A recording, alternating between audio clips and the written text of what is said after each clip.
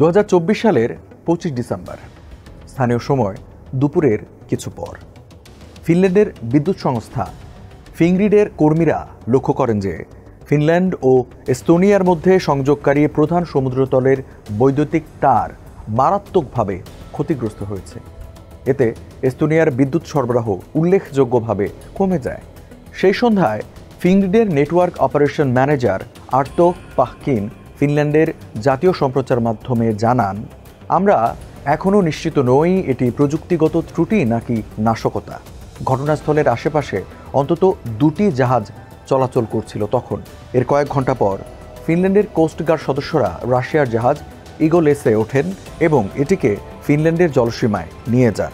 সন্দেহ করা হয় যে এটি ইচ্ছাকৃতভাবে ইস্ট লিঙ্ক 2 বিদ্যুৎ কেবলটি ক্ষতিগ্রস্ত করেছে। ইউরোপীয় ইউনিয়ন দাবি করেছে যে কুক আইল্যান্ডে নিবন্ধিত এই জাহাজটি আসলে রাশিয়ার ছায়াবহরের অংশ। এটি নিষিদ্ধ রাশিয়ান তেল পরিবহনের জন্য ব্যবহৃত হয় বলে সন্দেহ করা হচ্ছে। ফিনল্যান্ডের পুলিশ মনে করে ইগল এস সম্ভবত তার নোঙর টেনে নিয়ে সমুদ্রতলে কেবলটিকে ক্ষতিগ্রস্ত করেছে। ঘটনাস্থল থেকে একটি নোঙর উদ্ধার করা হয়েছে যা 80 কিলোমিটার গভীরে ছিল। পরে তোলা ছবিতে দেখা গেছে যে ইগল এস এর বাম দিকে নোঙরটি অনুপস্থিত। ফিনিশ পুলিশ জানিয়েছে তারা এই ঘটনার তদন্তে 9 জনকে সন্দেহভাজন হিসেবে চিহ্নিত করেছে। এই 105 মাইল বা 170 কিলোমিটার দীর্ঘ ইস্ট লিঙ্ক 2 কেবল ক্ষতিগ্রস্ত হওয়ার ঘটনা বাল্টিক অঞ্চলে সাম্প্রতিক একাধিক নাশকতার অংশ বলে মনে করা হচ্ছে। 2022 সালে ইউক্রেনে রাশিয়ার পূর্ণমাত্রার আগ্রাসনের পর থেকে এই অঞ্চলের বিভিন্ন পানির নিচের কেবল কেটে ফেলা বা ক্ষতিগ্রস্ত করার একাধিক ঘটনা ঘটেছে। এই ঘটনার পর ন্যাটো বাল্টিক সাগরে তাদের সামরিক উপস্থিতি বাড়ানোর ঘোষণা দিয়েছে।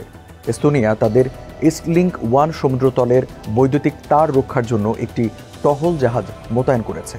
ইউরোপীয় ইউনিয়ন বলেছে এটি গুরুত্বপূর্ণ অবকাঠামোর ওপর সাম্প্রতিকতম সন্দেহজনক হামলা। বিশ্বজুড়ে প্রায় 600 সমুদ্রতল কেবল বিদ্যুৎ এবং তথ্য সংযোগ বজায় রাখে। প্রায় 8,70,000 মাইল দীর্ঘ এই কেবলগুলো সাধারণত গোপন স্থানে উপকূলে উঠে আসে এবং আমাদের ইন্টারনেট যোগাযোগের প্রায় 99% এগুলোর মাধ্যমে সম্পন্ন হয়। বিশ্লেষকরা বলছেন দুর্ঘটনা বা মানবীয় ভুলের আশঙ্কা সবসময় থাকে, তবে বাল্টিক অঞ্চলে একের পর এক ঘটতে থাকা এসব ঘটনাগুলো প্রশ্ন তোলে, এই গুরুত্বপূর্ণ সমুদ্রতল কেবলগুলো কি নাশকতার ঝুঁকিতে রয়েছে? এটা বলার অপেক্ষা রাখে না যে বর্তমানে রাশিয়া এবং পশ্চিম ইউরোপের বেশিরভাগ দেশের সম্পর্ক তলানিতে পৌঁছেছে। এই সম্পর্ক দীর্ঘদিন ধরেই উত্তেজনাপূর্ণ ছিল। বিশেষ করে 2014 সালে রাশিয়ার ক্রিমিয়া দখল ও ইউক্রেনের পূর্বাঞ্চলে ক্রেমলিন সমর্থিত বিদ্রোহ শুরু হওয়ার পর থেকে সম্পর্কের অবনতি ঘটে।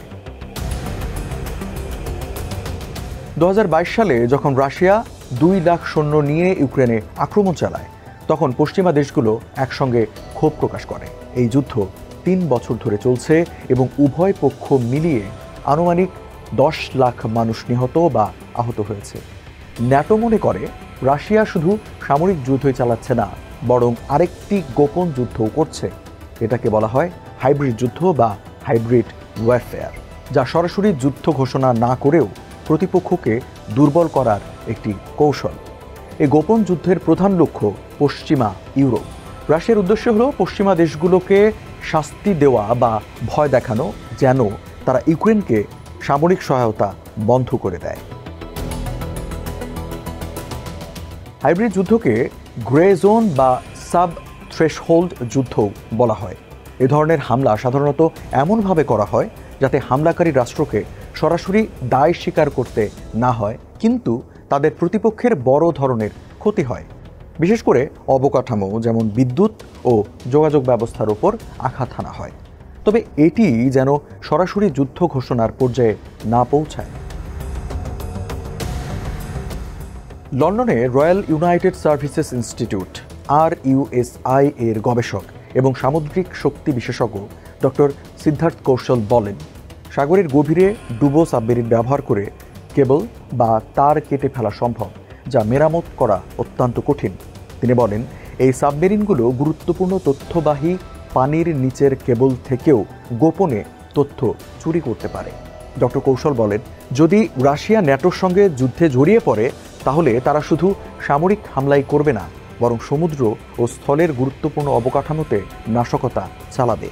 এর লক্ষ্য হবে ধীরে ধীরে পশ্চিমা দেশগুলোর জনগণের যুদ্ধের প্রতি সমর্থন দুর্বল করে দেওয়া।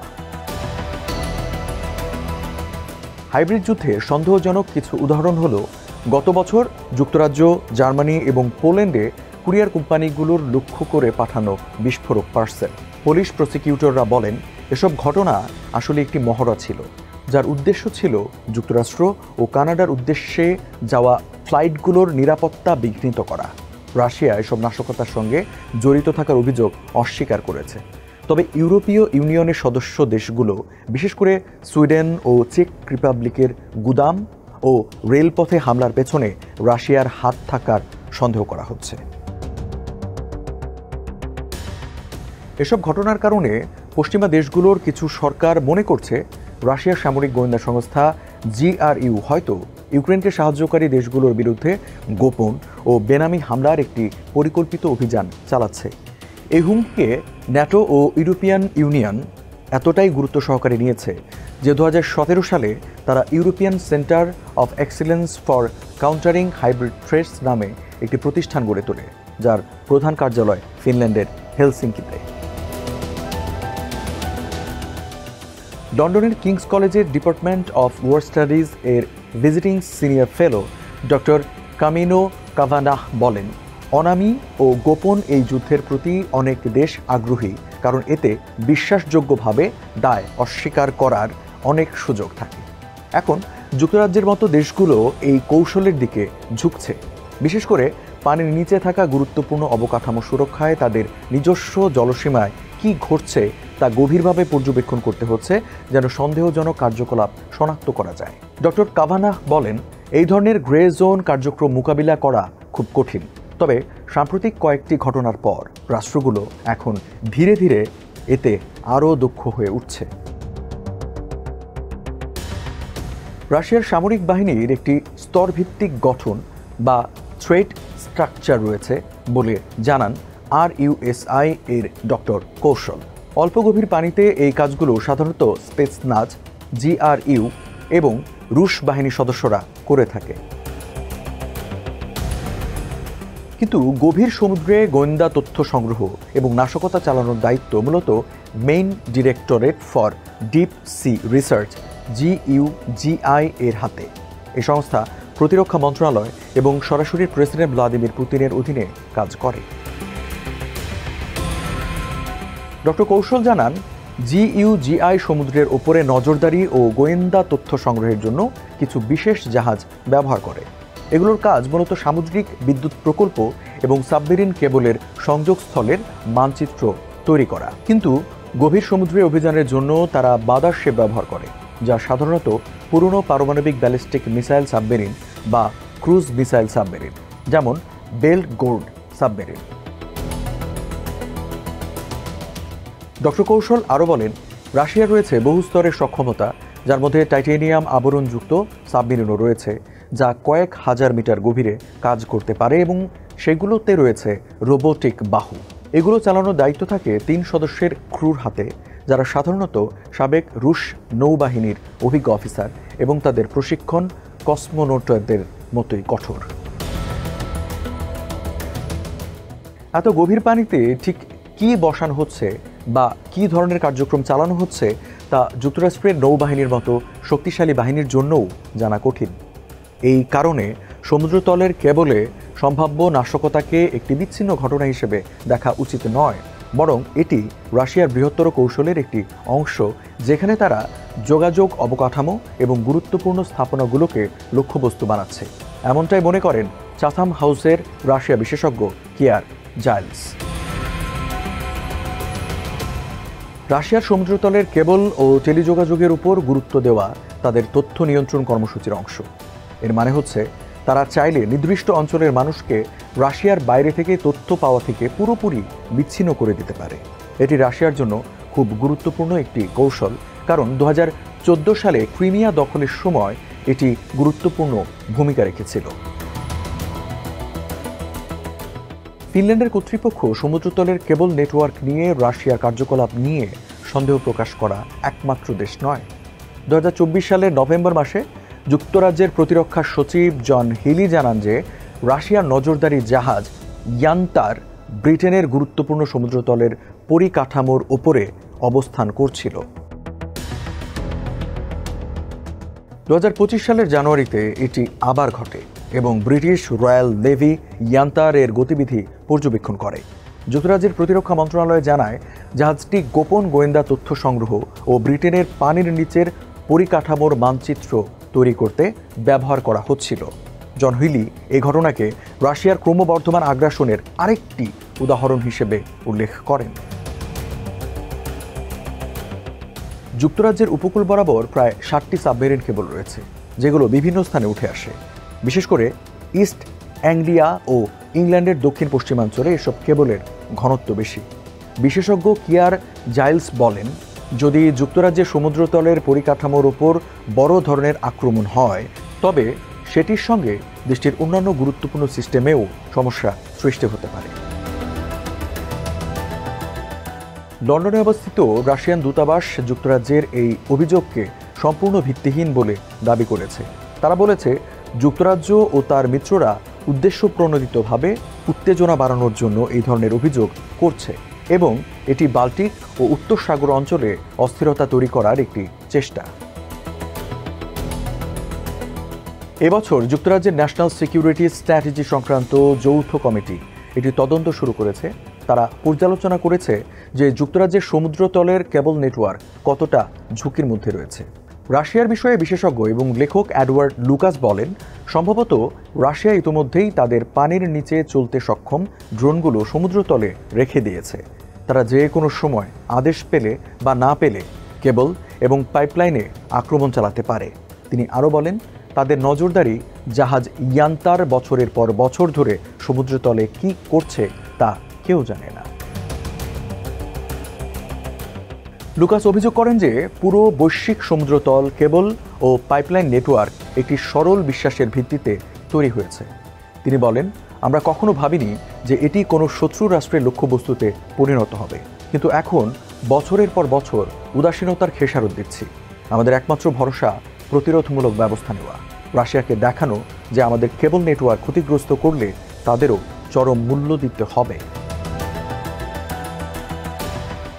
ডক্টর কেভানাক বলেন, যুক্তরাজ্যের পরিকাঠামো কিছুটা হলেও প্রতিরোধ ক্ষমতা গড়ে তুলেছে, কারণ খুব দ্রুতই মেরামতের কাজ সম্পন্ন করা সম্ভব।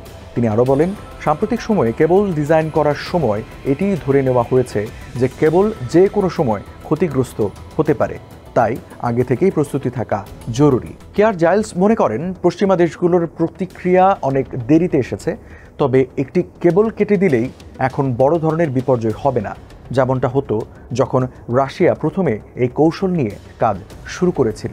এর কারণ হলো, একই দেশকে সংযুক্ত করার জন্য এখন বিভিন্ন রুটের মাধ্যমে একাধিক কেবল স্থাপন করা হচ্ছে এবং দ্রুত মেরামতের জন্যও প্রয়োজনীয় ব্যবস্থা রাখা হয়েছে, যা কেবল নেটওয়ার্কের নকশারই একটি অংশ। তিনি আরও বলেন, সত্যি বলতে এটি কিছুটা স্বস্তির বিষয় যে এখন অনেক দেশই তাদের নিজস্ব দুর্বলতা বোঝার উপর গুরুত্ব দিচ্ছে এবং শিল্প খাতের সঙ্গে আরও নিবিড়ভাবে কাজ করছে। রাশিয়া যতই তাদের সংশ্লিষ্টতার কথা অস্বীকার করুক, এই ঘটনাগুলো ইউরোপীয় সরকারগুলোর জন্য একটি সতর্কবার্তা হয়ে উঠেছে। এটি দেখিয়ে দিয়েছে যে এই গুরুত্বপূর্ণ লাইফলাইনগুলো এখনও সঠিকভাবে সুরক্ষিত নয়। কিয়ার জাইলস বলেন, এই হুমকি সবসময়ই ছিল, কিন্তু বর্তমান পরিস্থিতিতে হুমকির পেছনে যারা আছে তারা আরও আত্মবিশ্বাসী হয়ে উঠেছে। তারা পরীক্ষা করছে, অনুসন্ধান করছে এবং দেখছে কোন উপায়ে কাজ করবে। এই হাইব্রিড যুদ্ধ কৌশল রাশিয়ার জন্য একটি শেখার ক্ষেত্র হিসেবে কাজ করছে। জাইলস বলেন, তারা দেখছে যে এর প্রভাব কি হয়, লক্ষ্যবস্তু দেশ কিভাবে প্রতিক্রিয়া দেখায়, তাদের তদন্ত ও বিচার করার ক্ষমতা কেমন ইত্যাদি। দীর্ঘমেয়াদে রাশিয়ার গভীর সমুদ্র অভিযানের সক্ষমতা ইউরোপের অর্থনীতি ও সাধারণ মানুষের দৈনন্দিন জীবনে ভয়াবহ ক্ষতি করতে পারে যদি কখনো যুদ্ধের মতো অবিশ্বাস্য পরিস্থিতি তৈরি হয়। জাইলস আরও বলেন, এটি শুধু সমুদ্রতলের কেবল নিয়ে নয়, বরং সমস্ত উপায় নিয়ে যার মাধ্যমে রাশিয়া বহু দূর থেকে সরাসরি মানুষের জীবন ও নিরাপত্তায় প্রভাব ফেলতে পারে। তিনি ব্যাখ্যা করেন, এটি শুধু কেবল নষ্ট করা নয়, এটি ভাড়াটে বাহিনীর মাধ্যমে অন্তর্ঘাতমূলক হামলা চালানো, এটি সাইবার হামলা, এটি ব্যাপক র্যানসামওয়্যার হামলা, এটি উড়োজাহাজে বিস্ফোরক ডিভাইস বসানো এবং এটি এমনকি 1000 কিলোমিটার দূর থেকে যুদ্ধের ঘোষণা ছাড়াই ক্ষেপণাস্ত্র হামলা চালানোর সম্ভাবনাও তৈরি করে, কারণ এভাবেই রাশিয়া তাদের কার্যক্রম পরিচালনা করে।